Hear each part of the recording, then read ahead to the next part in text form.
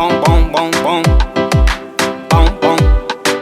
Unipiti ndipe kuno piti rastongo mine kure kwa takava taitombo shaya kana mari yekutenga sata asika tinotenda jajo. Nai mwari wangu, nai mwari wangu, ndiyo nyama yangu ineza inoda apa mweya wenyu uneza unoda. Nai mwari wangu, nai mwari wangu, ineza inoda apa mweya wenyu uneza unoda.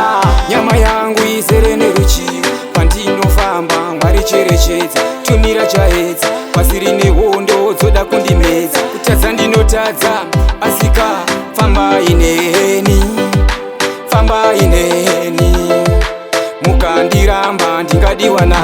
Nai mwari wangu, nai mwari wangu, ndiyo nyama yangu ineza inoda apa mweya wenyu uneza unoda.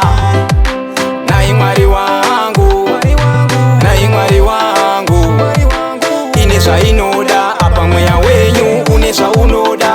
Simbisai ndisatura befu rondo rurefu pasiri nenjodzi kwandiri mwana wa musodzi. Taneta kugara tichichema hatichada kugara tichichema kuita kunge tichapuwa chema tiri vapenyu tumai mudzimu unoera. Nai mwari wangu, nai mwari wangu, ndiyo nyama yangu ineza inoda apa mweya wenyu uneza unoda.